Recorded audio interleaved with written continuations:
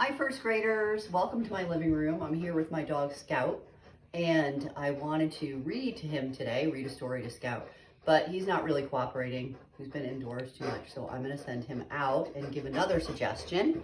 If you also have an unruly dog or you don't have a dog or a pet to read to, you can always read to a stuffed animal. So I'm going to read to my stuffed dog today. Okay? So you sit there and listen. So I'm missing you all, and I hope you're good.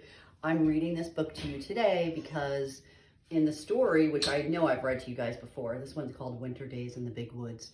It just reminded me a little bit of what we're going through now that we're in shelter in place.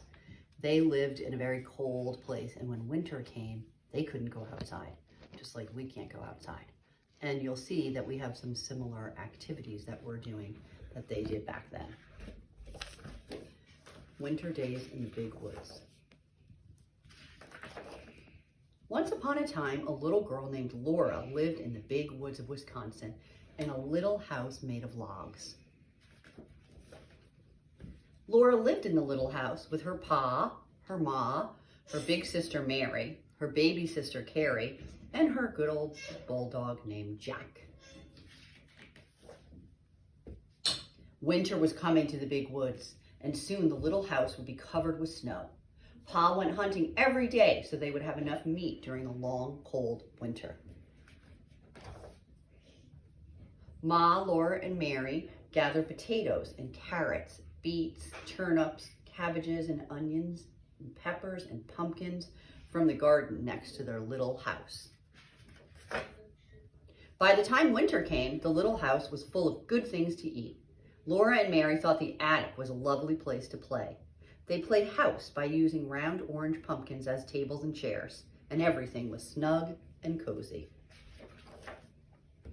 Soon the first snow came, and it was very cold. In the mornings, the windows were covered with beautiful frost pictures of trees and flowers and fairies. Ma said that Jack Frost had come in the night and made those pictures while everyone was asleep. Laura and Mary were allowed to use Ma's thimble to make pretty patterns of circles in the frost. In the mornings, Laura and Mary helped Pa wash the dishes and make the beds. After this was done, Ma began the work that belonged to each day. Each day had its own proper work. Ma would say, wash on Monday, iron on Tuesday, mend on Wednesday, churn on Thursday, clean on Friday, bake on Saturday, rest on Sunday.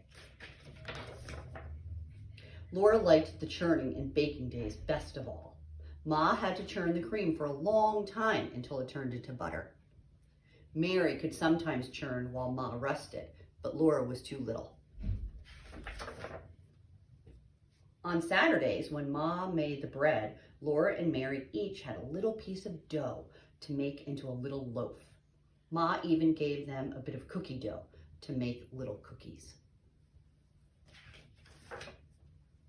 After the day's work was done, Ma would sometimes cut out paper dolls for Laura and Mary. She drew their faces on with a pencil and cut dresses, hats, and ribbons out of colored paper so that Mary and Laura could dress their dolls beautifully.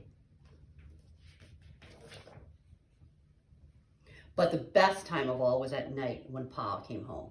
He would throw off his fur cap and coat and mittens and call, "Where's my half pint of sweet cider half drunk up?" That was Laura because she was so small. Sometimes Pa would take the fiddle and sing.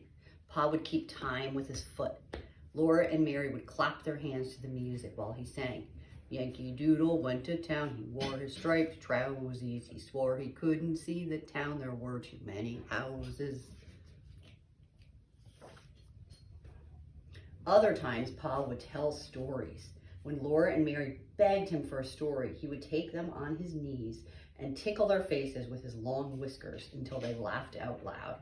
His eyes were blue and merry.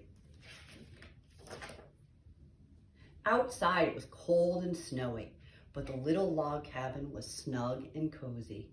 Pa, Ma, Laura, Mary, and baby Carrie were comfortable and happy in their little house in the big woods.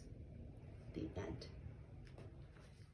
So think of some similarities. What are some of the things that you might be doing right now with your families in your house that these kids are doing in the story? Okay, miss everybody. I'll read you another book again.